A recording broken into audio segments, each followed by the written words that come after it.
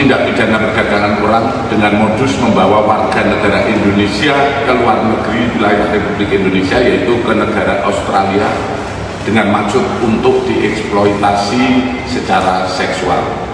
Dan informasi tersebut menjadi bahan penyelidikan kita, dimulai dari pendalaman keterangan para korban di Sydney, Australia, dan menyita barang bukti yang akhirnya kami melakukan penangkapan terhadap tersangka. Bareskrim Polri tangani kasus PSK di Sydney sebagai TPPO. Direktorat Tindak Pidana Umum Bareskrim Polri mengungkapkan kasus tindak pidana perdagangan orang atau disingkat TPPO dengan modus membawa warga negara Indonesia WNI ke Australia dipekerjakan sebagai pekerja seks komersial atau disingkat PSK di Sydney. Direktur Tindak Pidana Umum Bareskrim Polri, Brigjen Pol Johan Dani mengatakan, pengungkapan ini berawal dari Polri mendapatkan informasi dari Australian Federal Police atau disingkat AFP tentang adanya tindak pidana perdagangan orang dengan modus bekerja sebagai PSK di Sydney, Australia. Kami pun mendalami informasi tersebut dan melakukan penyelidikan dan penyidikan dimulai dari pendalaman keterangan dari para korban, kata Johan Dani dalam konferensi pers di Bareskrim Polri, Jakarta Selatan.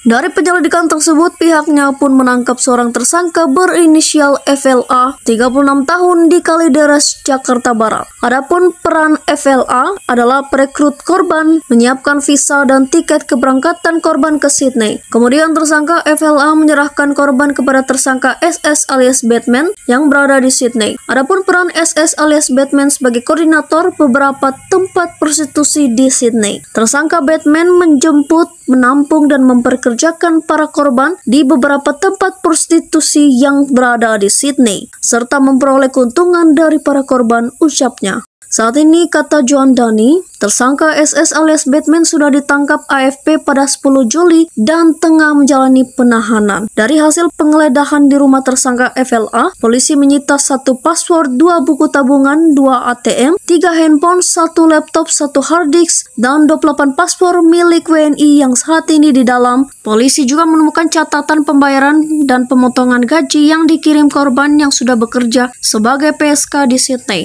Atas perbuatannya, tersangka dijerat pasal 4 Undang-Undang RI Nomor 21 Tahun 2007 tentang pemberantasan TPPO dengan ancaman hukuman maksimal 15 tahun penjara dan denda 600 juta. Kami akan terus bekerja sama dengan AFP, Divhub Binter Polri dan Kemlu untuk menelusuri tersangka lainnya dan membantu mengidentifikasi para korban yang telah diperangkatkan oleh jaringan ini, katanya.